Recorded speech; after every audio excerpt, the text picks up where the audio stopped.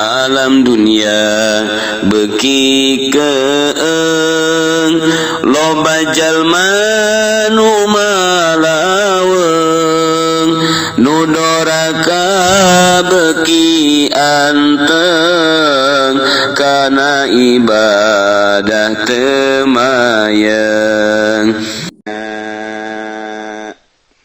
nyaritakeun tentang pangkat kewalian anu memang urang dititah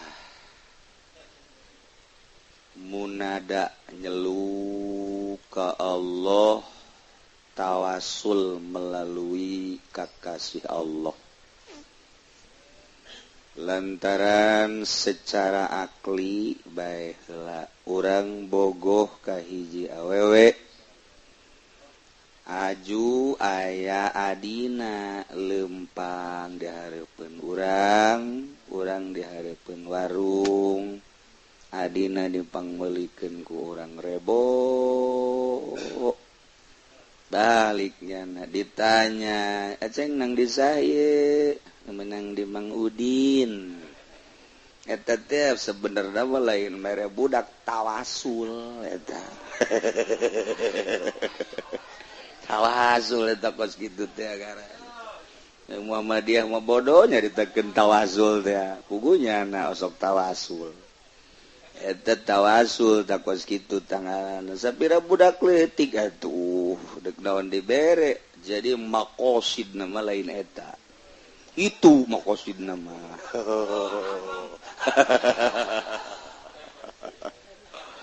ya Allah ya Rabbina etalah sekelilingna boh adina boh dulurna boh mamangna di bageran ku urang maqsad a'zam nama itu tawasul teu ngaranna kos kitu eta ka manusia pada makhluk berjalanlah seperti eta nah kos kitulah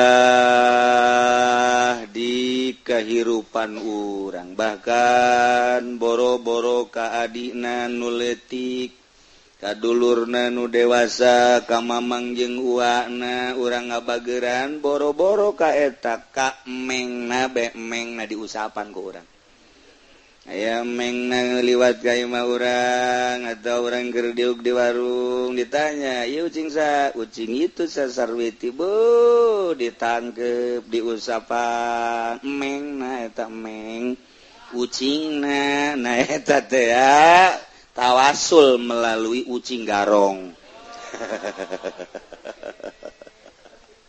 ada reseueun Muhammadiyah makos kitu deh masyaallah Nailah urang ge tawasul ka Gusti Allah jadi titah pan urang tawasul teh sebab lil wasail hukmul maqasid eta ceuk usul fikih urang mun nyaritakeun dulal dalil Quran ngaberebet hadis ngaberebet usul fikih ge ngaberebet memang kos kitulah sunnatullah namun Allah henteu rek nyieun tawasul mandeg naon ngutus rasul atuh cukup bae ku Gusti Allah da Gusti atuh nu al mudabbiru wal muharriku wal musakkin tapi kan melalui rasul lah nyampaikeun sagala rupa kepentingan-kepentingan di Kangjeng Rasul disampaikan deui ku para sahabat ti sahabat disampaikan ku para tabi'in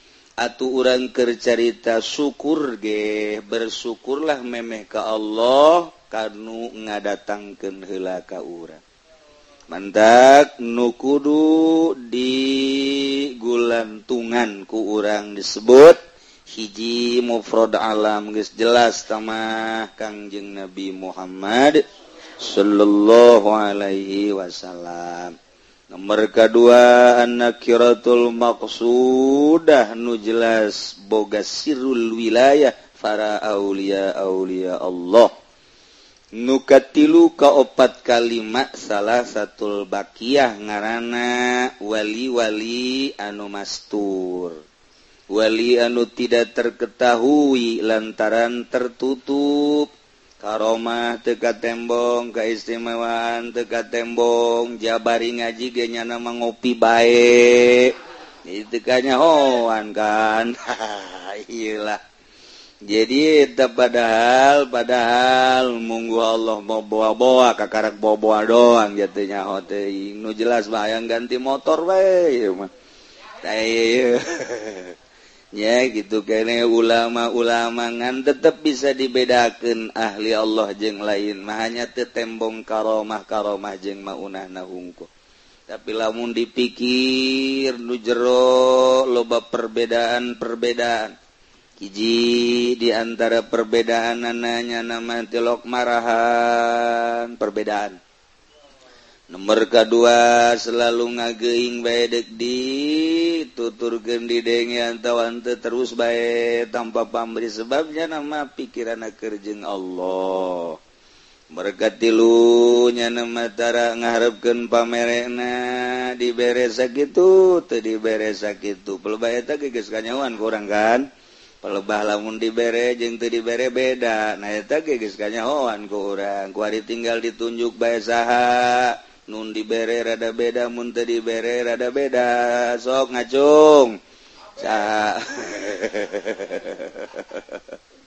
tuh kan beda mun diondang lamun gede angel ceramahna teu datang ka beak carita datang tapi lamun merena leutik sakeureung mah da eta nu kos kitu ngaranna eta mah Kiai Mastur asli teh mah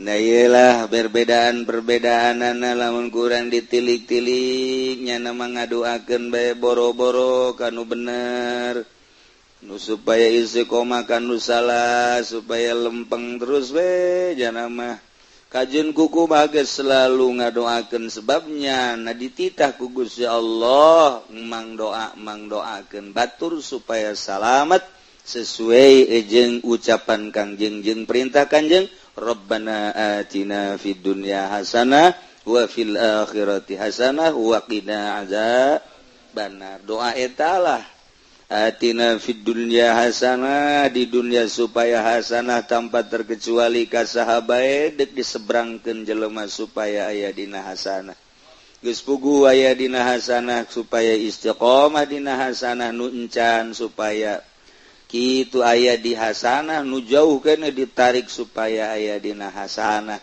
kitulah tugas para aulia Allah jadi moal aya wali ngadoakeun teh ku galedeg malaya wali mah kos kitu teh mah lain disumpah sia ku aing lamun teu milih ka dinya geus mal di aku murid moal aya lain wali teh mun kos kitu mah nya nama nyebrangkeun jelema supaya aya dina hasanah penting ngadoa teh sorangan mah tilok dipentingkeun jang batur bae supaya nu usaha Gusti eta teh jelema si eta supaya usahana dimere maju sugan bae aing maju mah lantaran kelas jana mah kelas syariat mun maju kadangnya bisa silaturahim bisa zarah bisa ngabangun masjid bisa tentrem hatena sebabnya nama makomna datang karinya majukeun Gusti tah eta kos kitu si itu Gusti hayang jadi pejabat mudah-mudahan we ku Gusti dijadikeun sugan we di leungeunnya nama ieu nagara teu pati acak-acakan teuing tuh ngadoana kos kitu jangan mah aya bae di sisi babaturanna meureun diberena gede teh nya teu suuzon bae nya nama pati kos kitulah hanya Allah nu nyaho nyana nyebrang-nyebrangkeun jelema supaya aya dina hasanah sebab dititah Rabbana atina fid dunya hasanah Gusti ati muga ngadatangkeun Gusti mere Gusti nyampikeun Gusti na ka abdi sadaya hasanah geus jelema dibawa supaya aya di jero hasanah carana hanya wali lah nu nyaho artina wali teh ku ieu mungkin bisa aya dina hasanah ku ieu lah nyana hasanah ku ieu lah hasanah terus supaya engke di dunia hasanah wa fil akhirati hasanah geus lamun wali bertugas mindah-mindahkeun jelema supaya aya dina ranah hasanah atuh berarti urang mantak naon ayeuna nyeluk ngagero muntayang tawasul lah kanu sok ngadoa mindahkeun jelema kana hasanah geus urang atuh tawasul ku ari geus nu patut ditawasulan jelema-jelema anu memang kos kitu makomna saha waliullah geus puguh Kangjeng Rasul geus puguh wali pandina Kangjeng Rasul teh keur kieu bae Kangjeng Rasul sorangan bae seuri sorangan di tukang digigir aya sahabat ningalikeun Kangjeng ih pan Kangjeng seurian sorangan katingali waos teh katingali malah gugusi dage kadeuleu jadi Kangjeng Nabi seurian sorangan ya sahabat kan kaget atuh lamun haji pudoli mah seurian gitu ya otomatis bawakeun mobil dak atau Habib Rozak wah ieu mah parah berarti ya tapi kulantaran Kangjeng seuri sorangan gugusina katingali ya kan mengundang perasaan para sahabat ngadeukeutan kabeh gitu ditaros ya Rasulullah iya aya laon bangun kopi asem mama seserian sorangan aduh cek Kangjeng Rasul sia teu nyaho aya laon ditembongkeun neraka aya umat kula ditaka neraka nya nembung merod gitu ayo kula seuri cak kana teh batak bong cak kana ulah ka di nerakakeun pan kula salat pan kula puasa pan kula zakat haji masa kula di nerakakeun cak malaikat pan teu ikhlas cak kana mantak ieu tetep kudu ka neraka lah cak kana teu ikhlas teh ieu jadi kula seuri cak Kangjeng Rasul teh tetap malaikat mah bertugas di nerakakeun jol bae aya ulama wali teh tah ulama Allah enan ya iya kula kurang kumaha bersyariat ajepan kula ieu teh adek di nerakakeun bae nah akhirna si wali eta munajat ka Gusti minta ka malaikat salamatkeun sebab ieu nu pernah ngaji lantaran nyana pernah mere aqua nyana keur muludan ya ye sabaraha ajar mere aquna ya mawana hiji diinum ku nyada deui tuh malaikat lapor ke Gusti akhirnya Gusti tah kos kitu tah ya cek Gusti Allah geus bae menghormati wali salametkeun tah kula nu matak seuri eta cenah mantak aju sahabat loba sodako cokot deui ku nyana sodako cokot deui jadi Kangjeng Nabi ge kapi asem da deuleu umatna eta teh kan direferensi ku Kangjeng Nabi sia geus puguh nu 70 saurang 70 wali kabeh ke kan menta ka Kangjeng Nabi ku Kangjeng Nabi ditandatangani ya guys syafaatil uzma Kangjeng Nabi kan seperti eta mantak syafaat uzma lain ka jelema anu geus ka sorga haju di ka sorgakeun lain justru nu cilaka nu hese diurusna nu hese di syafaatanana tandanglah Kangjeng Nabi melalui syafaatul uzma Kangjeng Nabi anu eskana mesti ka neraka supaya ka surga nah etalah nu sok disebut kamari munada al munada khamsatu anwa'in panjeu kamari al-munadat fil azman wal ma'arib wal asyadaid wal maqasid khamsatun nusok diceluk dipenta pertulungan dina sepanjang zaman jeung permaksudan hajat-hajat 5 ulah salah hiji mufrad alam jelas Kangjeng Nabi 2 nakirah maqsudah yakna wali nomor katilu salasatul baqiyah nakirah ghair maksudah mudhaf mutasyabbih bil mudhaf ilah nu mastur wa salasatul baqiyatu mansubatun lil maqadir nu tilu anu nyesa eta dijenengkeun diadegkeun kana pirang-pirang papasten yajri alaihi ma kutiba lahum anu berjalan ka manehanana keputusan-keputusan ma'sukun serta tentrem cicing tahta majarihi handapeun pirang-pirang nggon leumpang teu ngarasula sadajan teu tembong karomahna teu tembong maunahna tapi nyana selalu ridho jasa ka Gusti Allah mantak ieu mah sesuai jeung ucapan Tuan Syekh Abdul Qadir 6 tahta majaril aqdar sarelah anjeun handapeun pancuran qadar qadar nulir teu beda jeung cai tidak pada teu pernah eureun ngalirna ka urang teh terus bae kicip ku qadar Allah daegeng ku qadar Allah napas kaluhur jeung kahandap da ku qadar Allah sehat qadar Allah, muriang qadar Allah, sugih qadar Allah, susah qadar Allah. Nu kaluar tina qadar Allah, apa aya nu kaluar tina qadar Allah? Tinggal nemah jeung teu nemahna. Nah ieu deuk ngan nemahkeunana nu hese ge. Allah mah paneulekeun bae teu pernah Allah henteu neulekeun rasa dideulekeunana nu hese. Allah mah ngadengikeun bae tur denge Allah mah qadim, apa aya Allah henteu pernah ngadengikeun atuh henteu. Allah mah selalu ngadengikeun urang rasa didengikeunana ieu nu hese.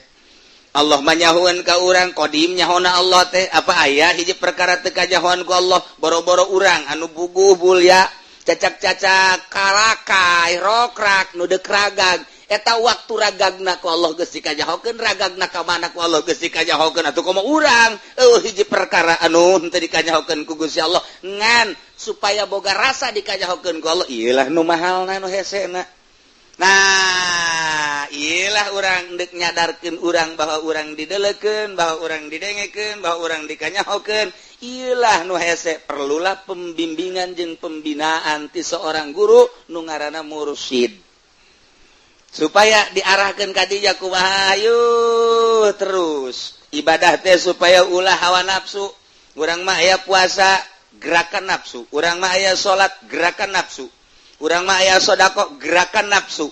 Sanajan hebat satungtung boga perasaan diri urang nafsu ngaranna aya pemaksaan diri moal diangkat jadi wali. Wajen teuing hebat jasa. Anu diangkat jadi wali mah nu ridho jeung nu nemah jasa bahwa ieu perintah Allah kaula ngalaksanakeun perintah Allah, ridho jasa ngalaksanakeun perintah Allah. Asa dititah, asa digerakkeun, asa dicicingkeun ku Allah. Ta eta teh nu mahal mah rasa kos kitu. Nu mantak ulah aya bahasa kaifa, ulah aya bahasa ayeuna, ulah aya bahasa lima lantaran bahasa-bahasa eta lah bahasa anu nentang kana qadar Allah. Lamun urang nentang ka qadar Allah, kok kitu amat sih padahal eta qadar Allah. Kok kunaonnya lima berarti padahal eta kan qadar Allah. Ya, kaepa bagaimana sih? Nah, etalah qadar Allah. Waliullah ngajauhan tina kaefa ayeuna jeung lima. Sebabnya nama kitu yajri alaihim kutiba lahum masukun tahta majari in qarrabihim fabit fadli. Mun Allah netepkeun ka dinya ku fadl Allah, wa in farra minhum fabi adli. Lamun jauh ku Allah dijauhkeun berarti ku adil Allah. Nah etalah nu hese na urang teh nemahna ka Gusti Allah. Hese jasa. Mentak geus bae urang ulah loba omong nemah jasa. Tak endek datangkan nemah teh kudu melalui syariat teh lah beusi urang nemah horeng lain di syariat. Pajar urang mah urang bener horenganan jauh ti syariat. Anu mantak syariatna heula nu rapi. Jadi kadang-kadang urang hese ngomong seperti jelema nu ngaharamkeun sapeker bae ketika didesak ku urang cek urang teh atuh mun carita haram ieu mah haram teh haram cek syariat. Lain haram cek tasawuf jeung haram cek syariat atuh berbeda. Mun make teh urusan mantek, urusan nahu, urusan usul fikih, berarti ieu mah uzur zahir. Berarti caritana carita syariat. Geus ketika carita syariat datang ka mana basi aya nu ngudag bae. Lamun urang geus tasawuf ulah nyaritakeun urusan mantek, ulah nyaritakeun urusan kitu johar maknun, urusan nahu, urusan usul fikih ulah. Berarti urang silulup ka jero urusan golbu. Ieulah urusan ada tasawuf, tazkiyatun nafsi ngaranna. Jadi berarti neuk makena kumaha? Didesak manehanana ku urang urusan fikih, lumpatlah ka tasawuf. Ketika didesak tasawuf, lumpatlah ka fikih. Cabok sama nukos gitu bah. Beres pancak kira teh mikir teh kudu tasawuf prak-prakanana sing bener sia lain kitu. Kusabab urang nyana guruan hese. Tasawufna tasawuf guruan hese. Mantak hese antepkeun bae geus. Ku hawa nafsu, ujung-ujungna ngaharamkeun sapekerna ku hawa nafsu. Ujung-ujungna atuh ngaharamkeun calanana ku hawa nafsu. Ujung-ujungna ngaharamkeun ieu lah ku hawa nafsu mal beres. Nu dimaksud hayang usul ka Allah tapi ternyata boro-boro usul koreng jalan di tempat henteu. Gila nu hese. Nah ieu namatak urusan zahir meta zahir mah tuh sorobna nahuna usul fikihna mantek dah urusanna mun carita hukum berarti moal kaluar ti 5 tambahan deui ku urang ku kitu hidup wadona moal kaluar tidinya ketika urang nyaritakeun ka jero kudu aya nu ngabimbing urusan jero lantaran limit jasa di jero salat aya pemaksaan di jero sedekah aya pemaksaan batin ieu lah nu ngahalangan disebut pengakuan eueuh hiji akuan di ilmu tasawuf kecuali Allah ketika aya nu diaku di luar Allah etalah nu ngahalangan nafsu ngaranna geus urang teh teh micinan etalah nu hese tah lamun jelema geus datang dibimbingna ku guru boga rasa bahwa kabeh ieu adalah maqadir yajri alaihim ma kutiba lahum masukun tahta bajari kabeh moal aya anu leupas tidak qadar Allah moal nanyakeun kunaonnya moal nanyakeun kunaonnya moal nanyakeun nah kitunya moal nanyakeun di mananya moal geus we nya mah pasrah sumrah ka Gusti Allah ieulah jelema nu kos kieu salah satul baqiyah pibentukeunana nakirah ghair maksudah mudhof jeung musabibil mudhof etalah termasuk kana wali Allah subhanahu wa ta'ala nu Kangjeng Nabi waktu kamari eta tadi dicaritakeun kapi asem datang ka katingali marah mah seuri ditanya kunaon aya hamba kaula dek dikadarakakeun merod embung seuri kan Kangjeng Nabi ge beus itu embung we embung cek ada salat puasa panteuy ikhlas teu ikhlas wallah saeutik ieu cek ada teh atuh ha ieu bangsa rombongan merod kabeh asa di akhirat merod kabeh seuri kos kitulah murang mencarita ilmu batin sebab Kanjeng Nabi mah ketika jaritakeun sorga ditempokeun kobret ketika jaritakeun neraka ditempokeun kobret sehingga mun anjeun nyaho kana naon nu ku kaula dikanyahokeun niscaya moal ngalobakeun seri pasti ngalobakeun ceurik nah etalah Kanjeng Nabi nyarita kitu tapi Kanjeng Nabi seri cek Kanjeng Nabi Kanjeng Nabi ulah seri komo datang ka katingali gugusi ulah mentak seringna Kanjeng Nabi mah mesem tetapi harita kok seserian loba deui hadis su Kanjeng Nabi seri datang ka gugusina katingali nah iyalah keur carita Kanjeng Nabi soal kapi asem di alam akhirat tetep moal keluar ti jelema-jelema anu dibere referensi dibere SK ku Kanjeng Nabi titah nyapaatan umatna hayangna Kanjeng Nabi ulah aya umat kaula anu kana neraka hiji-hiji acan pan pohara eta atuh pohara atuh cacak-cacak anu koskara itu disalametkeun atuh komo nu sok gaji bae boh atuh geus salamet jasa tah mah geus pokona mah asal dek kana nerakakeun keula malaikat tenang tunggu panglima heula tuh urang panglima na saha pokona aya bae heulana urang ngejedog bae heula dari neraka di dinya heulana batur geus ka neraka karek masih encan kerebe tungguan heula cek urang teh manya yang kudu kasentuh ku aseuna mah tuh tadi Kanjeng Nabi ge kapi asem tah eta urang bercarita keur carita syafaat cuma dari kiseun da iyalah wasalasatul baqiyatu mansubatun lil maqadir ieu tarima asa jadi cerita perjalananna mah supaya datang ka ngenahinana yajri alaihim ma kutiba lahum berarti kan kudu mujahadah kudu riyadhah nah ieu perjalanan anu hese mujahadah anu timimiti urang berangkat datang ka maot ieu mah teu meunang eureun mujahadah mah perang anu ieulah anu disebutkeun cek Kangjeng Nabi perang akbar itu mah perang asghar tapi ieu mah perang akbar sebab di kamar, di jalan, di majlis, di masjid, di imah terus bae urang ulah eureun-eureun melawan hawa nafsu. Ieu mujahadah, tah hayang boga rasa dideleukeun ku Allah, boga rasa didengekeun ku Allah, boga rasa dikanyahokeun ku Allah. Ieu hayang boga eta lah nu hese teh.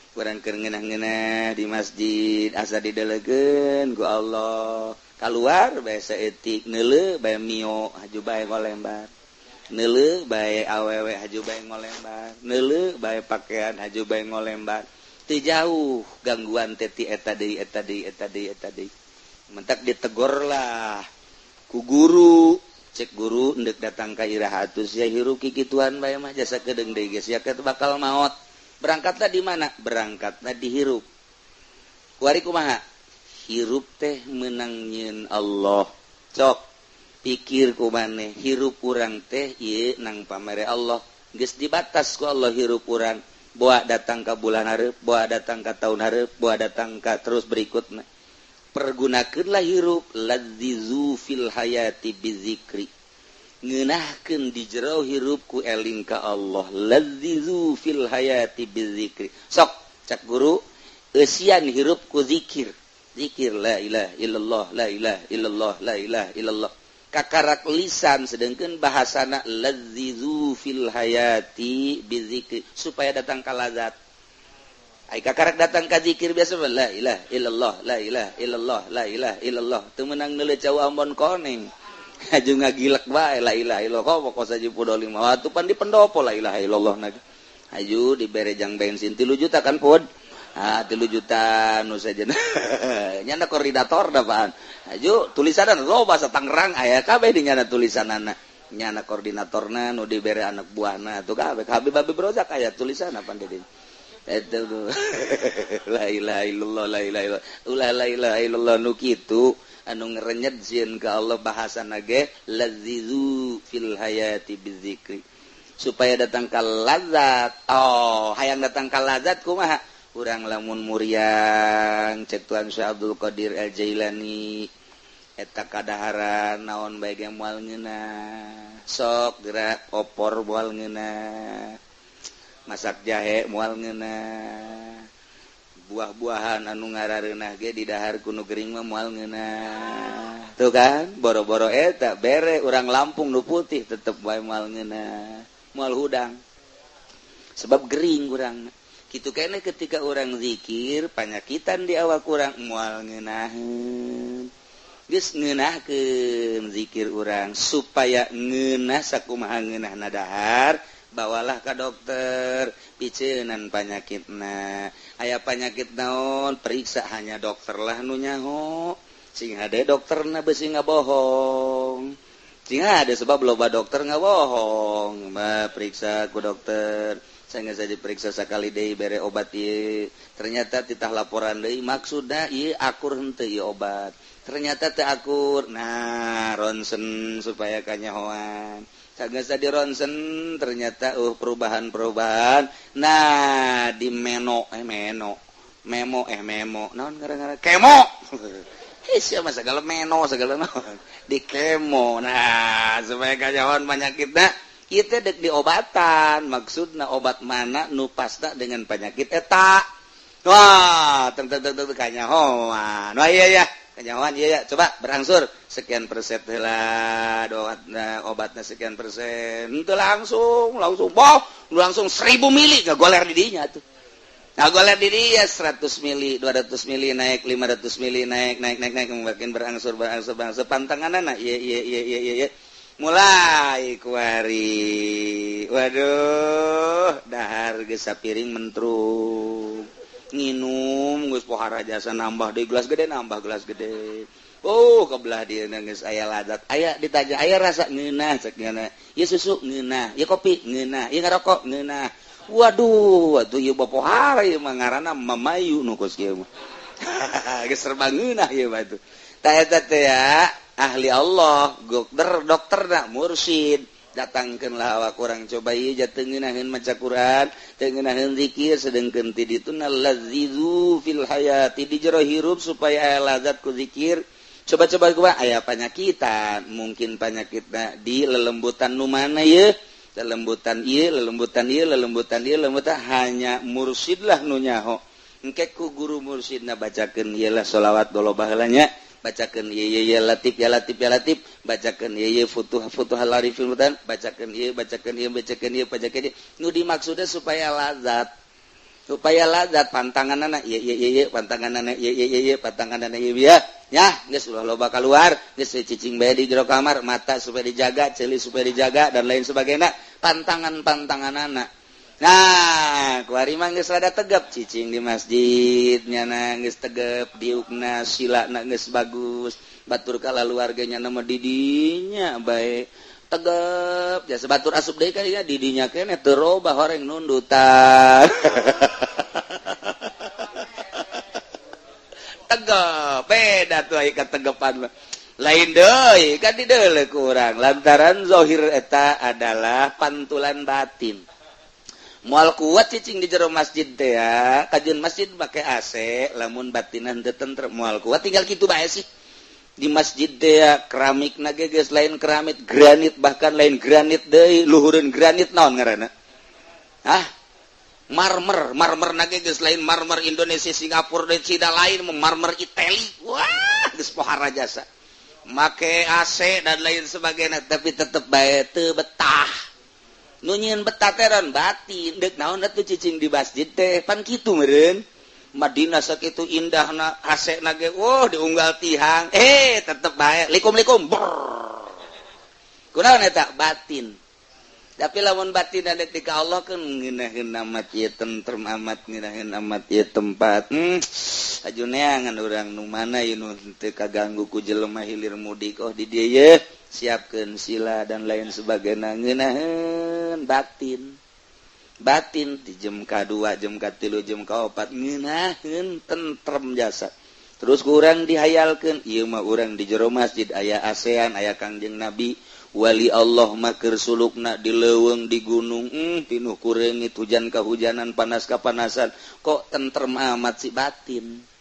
Urang mah kakarak di masjid sakieu bae ge kos kieu haju jelema kalaluar kabeh tinggal urang doang sorangat bareng beunta asa asana aya juri ge. Geus macem-macem pikiran urang ketika urang di masjid teh kerame mung kaganggu ku jelema begitu dereuh jelema culak cileuk kok moal haju parem listrik mah. Wadah, geus parem listrik mah bisa sasada di jero. Hoi, tolong. Aduh, urang eta bibrojak tulung-tulungan. Besi aya jurig jak eta teh. Endeu ka Allah sieun keneh ku jurig moal beres. Moal beres. Tagilah. Oh, berarti penyakit di urang. Aya penyakit ujub, aya penyakit riya, penyakit takabur, hubul jah, hubul mab, hubur riasa. Etalah penyakit aya penyakit zulmu, aya penyakit kibir, aya penyakit goplah, aya jahlu dan lain sebagainya. Hanya guru mursyid engke nu ngaturna. Iya. Nah, beres ku guru kok geunaheun bener ieu mah tentrem geus rada aya nikmat. Aya sorangan nu kos kitu mah mungkin keur leumpang keur dieu keur sulusup ka jero hate teh. Kadang hudang sare sulusup ngeunaheun indah. Ngeunaheun. Nah, didinya lah kamaripatan mah datangna rahasia. Guru mursyid teh teu nyahoan ketika urang dibere maripat ku Gusti Allah. Lain ku sebab zikirna, lain ku sebab maca Qur'anna, lain ku sebab tahajudna maripatna nolna. Nolkeun diri bahwa diri urang eueuh nilai di hareupeun Allah. Abdi nu Gusti, hirup abdi nu Gusti, abdi nungguan maot dek dieusi ku abdi, hirup abdi nungguan maot datang ka maot ku ngabakti ka Gusti. Adapun ngabakti ka Gusti kumaha Gusti nitahna, kumaha usumna, kumaha jamna. Ketika jam zuhur abdi dek ngabakti melalui salat zuhur. Ridho abdi dititah ku Gusti, nemah jasa. Ketika asar perintah salat abdi ridho nemah. Nol di jero urang teh eueuh nanaonan tah dina nol eta Allah mere sulusup ngeunaheun. Kabelah dituna engke bakal kagambar kasalahan-kasalahan imam timbullah embung. Urang berjamaah teh embung lantaran aya kasalahan-kasalahan nu mun ku urang dibukakeun eta teh sebenarnya mah aib jang diri urang teu akur urang kanyana teh berjamaah. Perbandingkeun engke hanya guru mursyid nu ngatur apa maing sorangan salat apa maing berjamaah kanu kos kitu diatur. Henteu meunang sambarangan, mantap engke loba nu bebos bae di jero kamar. Akibatna jadi wali henteu berjamaah henteu. Nah ieu teh hese diatur kos kitu teh teu meunang sambarangan. Hayu datang ka mana. Nah iyalah diutar diatur engke ngeuna. Nah, kuari eta jang batur, kuari kembali ka diri urang cek Tuan Abdul Qadir. Seakan-akan hate urang diasupkeun dibuka, hate urang dikaluarkeun, diasupkeun, diteunden di luhurna nampan. Ieu di luhurna nampan teh hate urang, berarti di jero hate urang teh aya bagus, aya jore. Bayangkeun ku urang mun hate urang jeung roh urang di luhurna nampan, bawalah ku urang ka pasar. Batur bakal nanyakeun hate saha jeung roh saha eta? Ieu mah hate Habib. Wih, horenganan jatah mah resep ka mobil. Wih, tamanya hayang jahe. Wih, kasalahan-kasalahan seakan-akan tembong. orang kira-kira isin teh dihareupeun jelema di pasar hate urang roh urang teh ditembongkeun ulah waka di Allah kapasarkeun bae eta teh ku urang seakan-akan hate jeung roh urang dipuatkeun kana nampan dikapasarkeun kasalahan-kasalahanna keuna nyahoeun urang pasar kira-kira urang isin teu mun kira-kira urang bakal teu isin berarti geus bener tah urang lamun kira-kira bakal isin keneh berarti urang dihareupeun Allah mah komo cacak dihareupeun manusia geus kos kitu. Nah, balikeun deui ka urang, rapihan deui. Ulah waka dikapasarkeun sebab mun urang pasar nyahoeun aing isin ye. Bo bicarana mah Al-Qur'an, horenganan jualan ayat hayang meuli ban mobil. Jualan ayat, jualan hadis, horenganan hayang ngaberesan imah. Jualan ayat horeng hayang kawin deui. Jualan dan berbagai jualan. Mun ieu hate urang jeung roh urang dikananampankeun, diasupkeun, dikapasarkeun batur bakal bagus amat lantaran eueuh dunyaan, lantaran eueuh makhlukan, raresepkeun jelema Allah bakal resepkeun. Masalah tah lamun kos kitu kok geus ka pasar ka kota cacampuran maneh jeung pemerintah cacampuran jeung ahli ekonomi jeung nu sugih jeung nu kumaha. Silakan lantaran naon? Geus dikamasankeun tadina. Ieu mah bagus ye. Berarti geus lulus. Ita jang sebagai ukuran. Lamun urang ngukur diri urang tak aing ku batur dikiaikeun coba seakan hate aing dikananampankeun aju dikamasankeun ye ka pasar aing bakal isin tah henteu ukur seperti kitu cing ade ke datang ka iba dibongkar ku sia deui hate aju dikaluarkeun kana nampan modar sia ieu mah seakan-akan sia mah sok salah bae mah hese jasa ieu ngomong jeung sia hese aing ye seakan-akan geus kitu teh seakan-akan. Nah, eta lajang introspeksi jarana. Buka hati orang, asupkeun kana nampan, kapasarkeun. Coba berita orang pasar tah kumaha tah? Urang ngadaekeun di imah. Berita orang pasar kumaha? Eta teh jang ukuran, ngukur diri orang bagus jeung goreng. Nah, kos kitulah seperti eta. Naon sababna? Lantaran hate aya di jero awak urang, ditutupan ku awak urang, ditutupan ku daging, ditutupan ku kulit da dibagus-bagus ku urang, ditutupan make jubah, ditutupan make sorban, ditutupan make udang-udang, makel tasbih anu gede tuh kan keur ngaji ge nyakelan tasbih bae pan mah tuh. Lain zikir ieu sabenerna mah eta mah. Tah.